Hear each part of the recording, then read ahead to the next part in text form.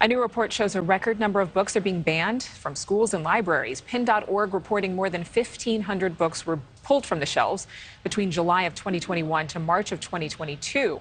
Now, several states have passed laws restricting books because they reportedly include references to critical race theory, were too sexually explicit for children, contained explicit material, or raised awareness for the LGBTQ+ community. Joining me right now, Deborah Caldwell-Stone, director of the American Library Association's Office for Intellectual Freedom. Thank you so much. I know your organization just recently released a report stating that this year alone, the number of books set to be banned is 681. How does that compare to years past?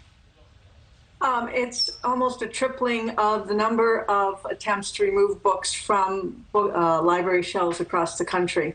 In fact, I checked our numbers this morning, and right now we're at 800 cases that are of individuals demanding the removal of books from the shelves, and that's affecting over 1,800 book titles, which is unprecedented. We have never seen this level of book censorship in the United States in the last 20 years. But a recent American Library Association poll found 71% of voters surveyed opposed banning books. But if that's true, is it an increase in, we're seeing an increase in legislation introduced on a state level to pass laws restricting certain books. It might be that those who are for the book bans are not participating in the polling. What do you think it is? Well, what I think it is that we have a very vocal set of advocacy groups seeking to impose an agenda that includes excluding the voices of marginalized persons in our community, particularly those who are LGBTQIA or Black or Latino.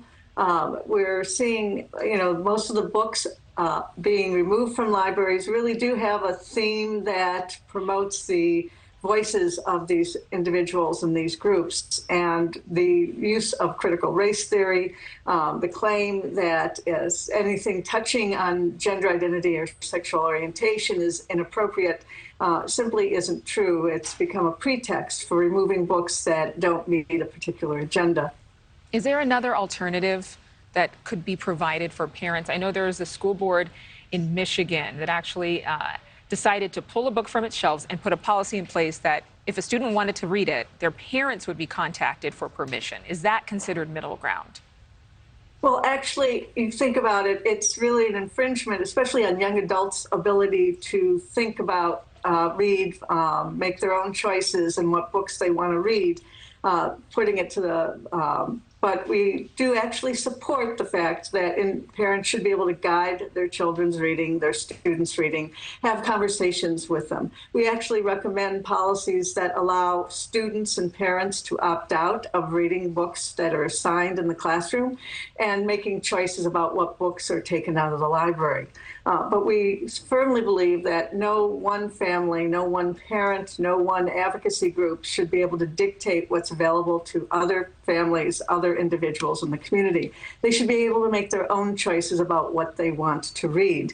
And, we're deeply concerned about these laws being proposed across the country that are really taking away the choice of individuals to read what they want, to choose what they want from publicly funded libraries, which should be serving everyone in the community. Censorship is not a tool of democracy. It's a tool for totalitarianism. And we really have to be thoughtful and careful to make sure that we preserve the liberties that have been promised to us for so long by the Constitution and the Bill of Rights. Yeah, it'll be interesting to see that constitutionality versus a parent's right to decide what's best for their child in their schools. And voters will be bringing that issue, I'm sure, with them to the polls, and that thoughtfulness. Thank you so much, Deborah, for being with us. Thank you for watching. Go to newsnationnow.com to find NewsNation on your television provider. And don't forget to click the red subscribe button below to get more of NewsNation's fact-driven, unbiased coverage.